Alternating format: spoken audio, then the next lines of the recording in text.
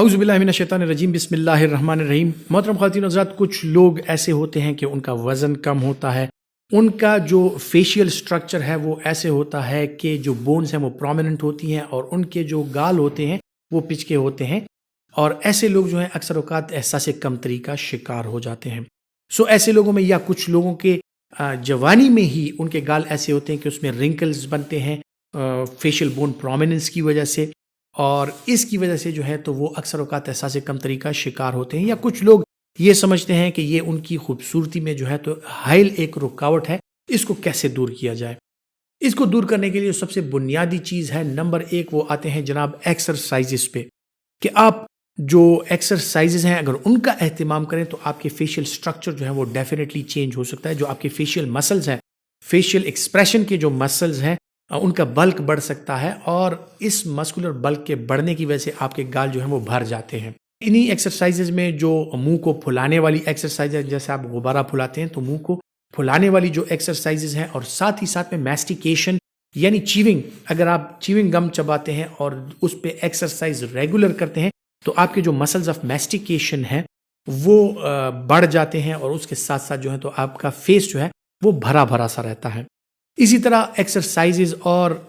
ان کے ساتھ جو ہے تو آپ ڈائٹ میں کن چیزوں کا انتخاب کریں کہ آپ کے گال جو ہیں وہ بہتر رہیں۔ اس پہ آتے ہیں جناب ہری سبزیاں اور پھل۔ اس کا اگر آپ استعمال کرتے ہیں تو آپ کی سکن رنکل فری رہتی ہے، آپ کی سکن بہترین رہتی ہے۔ پھر جناب بات آ جاتی ہے کہ سکن تو اچھی ہو گئی، لیکن جو فیس کو بھرنے کا عمل ہے وہ ہوتا ہے جناب فیٹس سے۔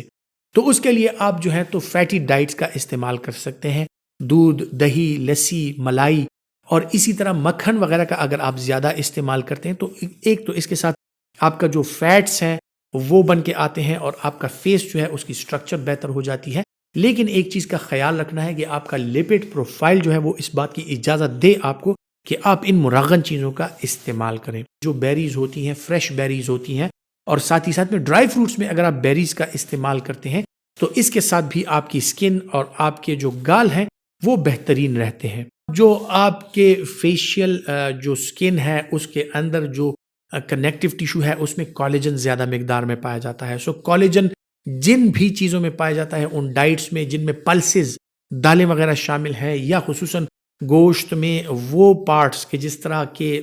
پائے وغیرہ ہو گئے، اس کا استعمال کرتے ہیں تو آپ کو کولیجن زیادہ حاصل ہوتا ہے۔ کولیجن فریش بینز میں بھی پایا جاتا ہے، آپ اس کا استعمال بھی کر سکتے ہیں، تو وہ آپ کے کولیجن کی مقدار کو بڑھاتا ہے۔ کولیجن کی اچھی ڈسٹریبیوشن کے لیے آپ کو چاہیے جناب فولک ایسڈ اور وائٹامن سی۔ تو وائٹامن سی اگر آپ استعمال کرتے ہیں اس کے لیے آپ کو سٹرس فروٹس چاہیے، مالٹا، لیمو، سنترا وغیرہ۔ اس کا اگر آپ استعمال کرتے ہیں تو آپ کے کولیجن کی کوالٹی جو ہے وہ بہتر رہتی ہے، اور آپ کے کنیکٹیو ٹیشو اور آپ کے فیٹس جو ہے وہ بہتر رہتے ہیں، اور آپ کا سٹرکچر جو ہے وہ بہترین رہتا ہے۔ اس کے علاوہ جو ایک اور چیز ہے وہ یہ ہے کہ آپ ایک پرسکون نیند ہو، آپ کی نیند کا خیال رکھیں، نیند کی ٹائمنگز کا خیال رکھیں، پانی اور مشروبات کا استعمال زیادہ سے زیادہ کریں تاکہ آپ کی سکن بھی فریش رہے، اور اپنے وزن کا خیال رکھیں، ایکسرسائزز کا خیال رکھیں، تو آپ کے وزن کے مناسبت سے جو آپ کا فیس ہے وہ بالکل انشاءاللہ پرفیکٹ آئے گا، اور آپ کو جو پچ کے گال ہے یا جس کی وجہ سے آپ احساس کمتری کا شکار ہیں